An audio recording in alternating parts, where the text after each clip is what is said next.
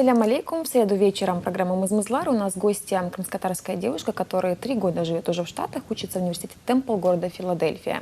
Хошкельден Зейнеп. Тебе 23, последние 3 ты уже в Штатах. Что заставило тебя покинуть Крым? Ну, в Штатах я последние 2, а до этого я год жила на Аляске, перед тем, как я поступила в университет здесь, в Симферополе. Первый раз я была по программе обмена для школьников, эта программа называется Flex, и я год жила в американской семье и ходила в американскую школу. А второй раз я попала в Штаты по программе Fulbright, я училась там в магистратуре в городе Филадельфия. Филадельфия — это первая столица США, это место, где подписывалась Декларация независимости, Конституция. Здесь ты заканчивала ТНУ? Да, здесь я заканчивала ТНУ политологию. Какая принципиальная политологию. разница между системой образования в Украине и в Штатах? Ну, естественно, разница большая, но мне повезло. Ну, многие говорят, что здесь образование плохое, но мне очень повезло. У меня были хорошие преподаватели на политологии. Мой научный руководитель была Муратова Эльмира Серверовна. Это замечательный преподаватель, она тоже была в Америке. И она много у меня научила и подготовила меня к магистратуре в Америке, даже можно сказать. Еще у меня была преподавательница Чиковани Татьяна Владимировна по английскому языку. То есть это тоже замечательный человек, и я очень много от нее узнала. Так в чем такие все-таки разница? Разница, да? Ну, разница в том, что, ну, например, во-первых, образование в Америке платное. Там нет бесплатного образования, как у нас. Кто платит за тебя? За меня платило правительство США. Сколько заплатило за тебя правительство США? Я не знаю, сколько я заплатила, но образование стоит, год в моем университете стоит около $15 000. А плюс еще проживание, плюс еще питание, и плюс еще в Америке есть физ, это называется. Если ты платишь, студент еще платит физ. И он, когда платит эти физ, то он может бесплатно ходить в тренажерный зал, бассейн. Какой интерес у правительства США платить за иностранных студентов? Ну, я не знаю, это можно у правительства США спросить. Я не знаю. Ну, твоя точка зрения. Ну, моя точка зрения, ну, платят и хорошо. Ну, я, например, не против того, что они платят. Это, мне кажется, нашим студентам больше пользы идет, чем правительство США. Правительство США, и это даже не правительство США, это американские налогоплательщики платят деньги, получается, чтобы мы приезжали и учились. Американские студенты имеют привилегию выбора предметов. Ты Да. выбирала межрелигиозный диалог, да? И этнические вопросы изучала, если не Ну, не я ошибаюсь. выбирала много предметов. То есть семестр у меня было Одни из. 3 предмета в семестр. То есть, если я вам скажу 3 предмета, вы подумаете, вот так мало, да? Но на самом деле 3 предмета — это очень много, потому что по каждому предмету у нас вот в Украине студенты приходят, и мы не готовы к паре. То есть мы просто приходим и слушаем преподавателя. Мы получаем знания. Да, мы получаем знания. В Америке есть силабусы. То есть преподаватель перед тем, как начать предмет, раздает силабусы. А в этом силабусе там, то есть понедельник, 20 августа, мы будем читать такая-то книжка, такое-то эссе надо написать. Следующее, 27 августа, такая-то книга, такое-то эссе написать. То есть ты уже приходишь на пару, ты уже прочитал эти книги, ты уже написал это эссе. И ты приходишь, чтобы задавать преподавателю вопросы. Какой любимый предмет, Зейнеп? Мой любимый предмет назывался Foundations, Race in Religion and Ethnicity.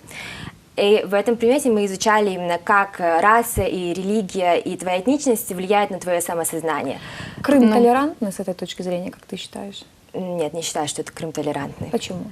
Ну, потому что я, как крымская татарка, испытывала очень много дискриминации, ну, не дискриминации, но я испытывала очень много. Ой, что у тебя за имя там? Ой, в Америке никто так не скажет. Да, в Америке никто, ой, что у тебя там за имя такое, это странное, это вообще настоящее имя или нет? То есть тут я такое очень часто слышала. И, например, слышала очень много про крымских татар плохое. В Америке я никогда не слышала ничего. Ну, ты ведь слышала где? В школьной среде, в университетской среде? И на улице слышала, да, и вообще везде. А в чем проблема, как ты считаешь? Почему так? В Крыму общество нетолерантное. Ну, во-первых, в Америке была гражданская война. И, во-вторых, в Америке очень большая история, когда черных обижали, когда их репрессировали. И американцы, они помнят, как это было плохо, как это... И, например, сейчас те же самые... И американцы в Америке, каждая, если посмотреть их историю, то каждая этническая группа как-то репрессировала. Итальянцы в свое время тоже были какими-то серыми мышами. Пуэрториканцы были тоже такими же. Черные были тоже такими же. И теперь каждая вот эта этническая группа, она помнит, что их тоже когда-то обижали. Сейчас американский президент черный. Грядут следующие президентские выборы. Кто победит, как ты считаешь? Ну, я не знаю, кто. Я даже голосовать не могу. Я понимаю, но ты же наверняка отслеживаешь, да? Тем более ты заканчиваешь политологии. Ну, не знаю, я думаю, что Обама победит. Но, например, Филадельфия, город, где я жила, это очень демократический город в том плане, что там поддерживают демократическую партию. То есть я думаю, Филадельфия точно проголосует за Обаму, и тем более в Филадельфии очень много черного населения. Большинство населения Филадельфии — это черные. А штат Пенсильвания, в котором находится город Филадельфия, это республиканский штат. Глазами крымской татарки американская жизнь какая? Ну, глазами не только крымской татар, глазами вообще человека, молодого молодой девушки. Но я скажу, что американская жизнь, она очень, ну, она, как и у нас, она разная. То есть бывают и бедные американцы, бывают и богатые американцы. Но я скажу, что для своего развития я очень рада, что я поехала в Америку. Я бы посоветовала всем молодым, но не только молодым людям, поехать в какую-нибудь другую страну. Не обязательно там учиться, просто побывать какое-то время, может, стажировка. Что это дает? Расширение кругозора, что там меняются твои какие-то взгляды? Конечно, да, меняются твои взгляды, и ты становишься, ну, ты чувствуешь, как ты изменяешься, и ты уже, допустим, у нас многие люди хотят улучшить, надо крымско-татарское общество как-то жизнь улучшать, поднимать, наше общество или украинское. По-моему, ты тоже так хотела, правильно? У тебя тоже какой-то миссионерский подход есть по отношению к своему народу. Ты уже придумала, как ты это можешь сделать? У тебя есть миссионерский Нет, подход? у меня нет Я миссионерского читала подхода. одно из твоих интервью, где ты говорила, что я бы хотела сделать что-нибудь для Украины, для крымско-татарского общества. Да, конечно, я бы хотела что-нибудь сделать, но я не считаю, что сейчас я готова что-нибудь сделать. Я знаю, что я буду готова через некоторое время, но мне надо еще вырасти, еще развиться, потому что я только учусь. Давай откровенно. Да. Вот ты пробудешь там еще некоторое время, да? То сейчас как захочется ли тебе возвращаться Да, сюда, вот этот чтобы вопрос, на работать самом на деле, благо крымско-татарского наверное, общества? первый. Но мне, естественно, хочется вначале развиваться, потому что, как я уже сказала, я только еще учусь, я только развиваюсь. Я Ну, не представь считаю, себе, что ты я там чего-то еще развила достигла. себя. Ты Да. себя развила и такая развитая. Захочешь ли ты потом возвращаться сюда в неразвитый Крым? Ну, по этой Конечно, мне бы логике. хотелось развивать неразвитый Крым. Ты Серьезно, устроилась- либо это сейчас вот твои просто такие юношеские какие-то максимализм какой-то? Может быть, конечно, когда я приехала Ты станешь постарше, скажешь, да зачем оно мне надо? Ну, естественно, когда у меня будет больше, наверное, каких-то своих собственных обязанностей. Вот. Но, например, когда я приехала, я помню первый раз, когда я из школы приехала, из американской сюда, я думала, ой, сейчас буду там то сделаю. Я приехала и очень сильно разочаровалась. И как бы за 4 года мне ничего не хотелось делать. Потом я поехала в Америку, и я стажировалась в горсовете Филадельфии. Горсовет Филадельфии. И Это вопрос секрет для наших Это детей, секрет, который мы да, уже да, обсудили немножечко заранее и выяснили, что в этом горсовете всего 12 депутатов. ну, я не уверена точно Причем, что количество. там но население около 12. города 3 миллиона, Да, 3 по-моему, миллиона, а если весь считать, как бы, это И suburbs как же эти называется. бедные 12 депутатов тянут на себя бремя 3-миллионного города? Ну, жители недовольны. Жители Филадельфии, они недовольны, они считают, что у них самое коррупционное, самое плохое, вообще ужасное горсовет, что депутаты такие плохие. Ну, А они с твоей еще не точки были... зрения, ты они наверняка еще не были- подружилась с депутатами. Да, я работала в офисе депутата, его звали Кертис Джонс Джуниор, он был черный, и он еще, кстати, был мусульманин. Вот. И мне очень понравилась работа. Я после того, как я в этом горсовете проходила стажировку, я приеду в Симферополь, тут тоже можно что-то в горсовете делать такое. Ну, естественно, потом я быстро про это забыла, потому что, ну как здесь... В данный момент я не готова еще ничего делать. Скажи, а по религиозному признаку есть ли какие-то разделения внутри американского общества? Да, вообще американское общество очень религиозное, я думаю. И там очень много разных религий. Там есть мормон. Например, Митт Ромни, один из кандидатов в президент, он мормон. Есть мусульмане, есть и там, православные, и разные религии, лютеране. И в Америке очень много церквей. И в Филадельфии я заметила, когда я там была, я больше увидела женщин, которые носят хиджабы, чем у нас в Крыму. Там очень много. И они в основном черные. Штаты борются с терроризмом вот уже десяток лет. Ты на себя не почувствовала как-то? Ну и этот как бы момент? считается, что оплот терроризма — это ислам. Так ли это? Но я не думаю, что это так считается. Например, сейчас в аэропортах стало очень много работать женщин, мусульман, которые вот носят хиджабу, и которые вот на security стоят, там проверяют. То есть я не думаю, если бы... То есть мусульмане не испытывают на себе предубеждения американского общества? Ну вот я приведу пример. Когда я была 2 месяца в Индонезии в прошлом году, Индонезия мусульманская страна, самая большая мусульманская, и там мне рассказывали, что вот если ты хочешь работать в гостинице, в каком-то спортклубе, в салоне красоты, то ты не имеешь права носить хиджабы. То есть ты либо снимаешь свой хиджаб, либо ты вообще там не работаешь. В Америке, если бы такое произошло, то уже бы этот спортсалон уже давно бы закрылся, потому что его бы засудили и отобрали лицензию. То есть страха к мусульманам американцы не испытывают? Ну, люди, естественно, везде одинаковые. И в Америке есть нетолерантные люди, и у нас есть нетолерантные. Естественно, там, наверное, найдется такой человек, который будет там, ой, там, ты мусульманин, уйди отсюда, террорист. Естественно, и в Америке такое найдется. Что тебя вот еще больше всего удивляет в американском, как вот в образе жизни? Меня удивляет, что американцы, ну, я не буду обобщать, те американцы, которых я видела, они считают, что это все в их руках, все можно изменить. Например, В Крыму такого нет. Например, я приведу пример. На Слободе сейчас сделали свалку на остановке. То есть какой мусорник упал, и там весь этот мусор развалился. Что делают люди? Вместо того, чтобы хотя бы не бросать туда мусор, они еще больше мусора туда бросают. Ну, удобно же, там, сел на маршрутку, бросил свой мусор и поехал дальше. В Америке что бы люди делали, которых я знаю? Они бы этот мусор, наверное, или бы сами собрали его и выбросили, наняли бы машину, или бы позвонили в горсовет, чтобы они весь этот мусор собрали и выбросили. Знаешь, у меня вот этот ответ на вопрос, с чего начинается Родина. Наверное, с чистоты Да. в своем родном доме. Я думаю, что если вдруг Зейнеп надумает вернуться сюда, то можно было бы создать какую-то общественную организацию хотя бы по чистке города. Начать с У этого. нас же есть организация по чистке города. Есть, чистый город есть. Да. Но, по-моему, и раз ты увидела такую картину, она недостаточно эффективно работает. Город недостаточно чистый. Да. Ты устроилась на работу. Да, Зинеп, Да. расскажи этот очень интригующий момент на самом деле. Я устроилась на работу в компанию Google, поисковая система, да, Google. Я буду работать в городе Дублин в Ирландии. Как я устроилась сюда, рассказать? И, конечно. И это тоже. В Google можно устроиться двумя способами. Можно просто... Это для всех, кто хочет устроиться в Инструкция по Google. применению. У них есть сайт Google Jobs, и там можно заполнить анкету, послать свое резюме, ну, найти работу, на которую ты хочешь устроиться, и послать. Можно еще устроиться, если ты знаешь, кто работает в Гугле. Как устраивалась ты? Ну, вот я устраивалась, у меня работает в Гугле мой знакомый. Через знать или послать? Ну, я и так, вот. Но эффективный был второй способ. Я устраивалась через знакомого из Украины, который работает в Дублине. Я ему послала свое резюме и сказала, вот я хочу на такую-то работу. Он меня посылал, получается, мое резюме на 3 работы. Мне ответили с 2, и на одну я устроилась. И эта работа называется онлайн. То есть в Google, если ты знаешь какого-нибудь там талантливого человека, ты можешь там взять его резюме и отправить по внутренней системе. Моя работа будет называться Online Media Associate. И эта работа включает в себя, я буду работать в украинской команде. То есть, несмотря на то, что я буду в Дублине, я буду работать с Украиной, я буду работать с украинскими бизнесами, которые используют В чем гугловские заключается продукты. твоя работа вот конкретно? Я буду как звено между Гуглом и украинским бизнесом, который использует продукты AdWords. Вот заработок в интернете. Да. Вот насколько это и развито в Штатах, насколько это развито у нас? А что вы имеете в виду заработок в интернете? Но Google AdWords, это, так понимаю, система, которая позволяет монетизировать, да, те веб-ресурсы, которые существуют. Вот насколько, либо нет. Ну, как я понимаю, допустим, если у вас есть какая-то булочная, и вы хотите свои булки рекламировать, вы задаете какие-то, вы пользуетесь Google AdWords, и когда человек, допустим, брать булки в Симферополе, то ваш как бы сайт выходит в такой желтой рамочке. Мы хотим крымско-татарскую самсу рекламировать. Ну, Samsung, Крымско-татарская.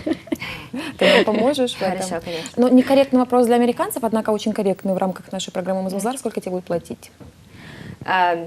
Ну, достаточно, чтобы нормально, без шика жить в Дублине. Ну, я А еще как не... это нормально, без шика жить? Ну, я еще не знаю сама, я немножко боюсь, потому что мне надо снимать квартиру, я хочу снимать квартиру одна, потому что в Америке я жила с соседками, но теперь я хочу одна жить, и поэтому я немножко сейчас волнуюсь, если я буду одна снимать, хватит ли мне Какой моей доход ты себе зарплаты. сможешь позволить на эту зарплату? Посещение спортзала, например. Ну, в Гугле, ходить в кино.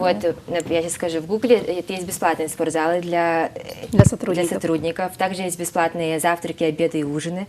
Ну, то есть это, естественно, надо просто рано на работу Такая приходить, уже, чтобы- знаешь, Скажи мне- попахивает коммуна под названием Google, Вот где на можно самом деле, ночевать. да, вот та информация, которая есть ну, в открытых источниках Да. о компании Google, говорит о ней как вообще о неформальной очень организации, где ну, буквально там такой фан везде и рядом. Все условия да? жизни. Да, все условия, отдых, какие-то там удивительные там офисы, очень необычные. Например, На туалет последний, унисекс.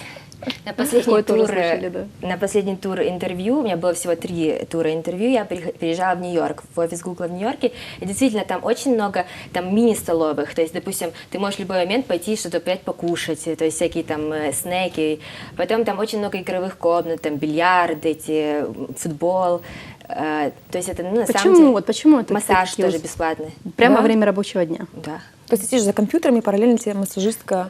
Ну, я такого не видела, я думаю, что куда-то можно пойти и тебе сделать массаж.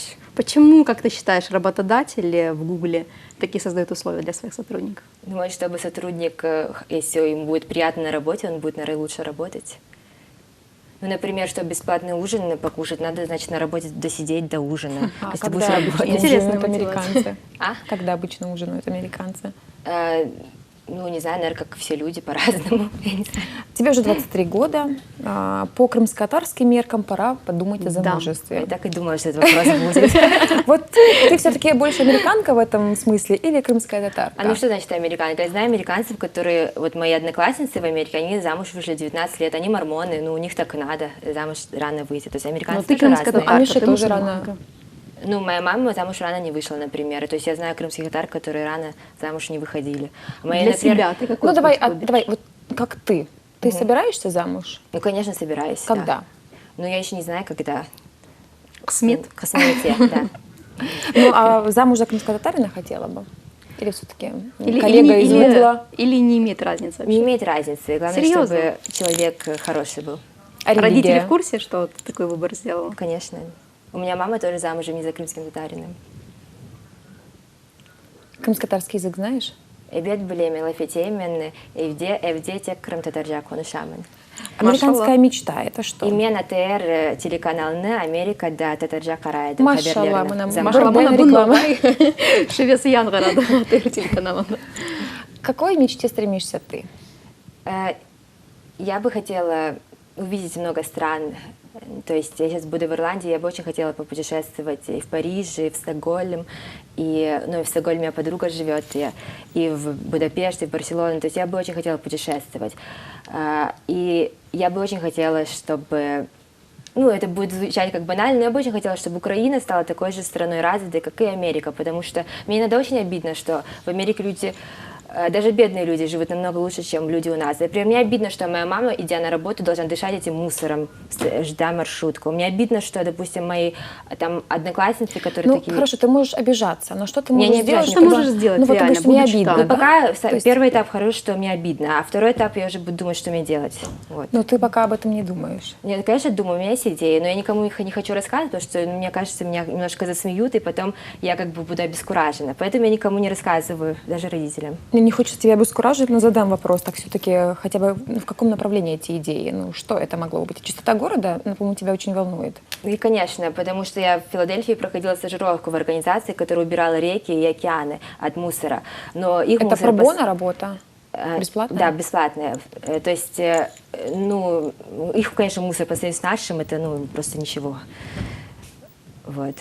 Зинем Темненко через 5 лет. Где, кто, как И с ну, кем? и с кем? Ну, через 5 лет я бы хотела получить MBA, это Master of Business Administration, потому что у меня сейчас гуманитарное образование, но я бы хотела получить еще другой взгляд на вещи.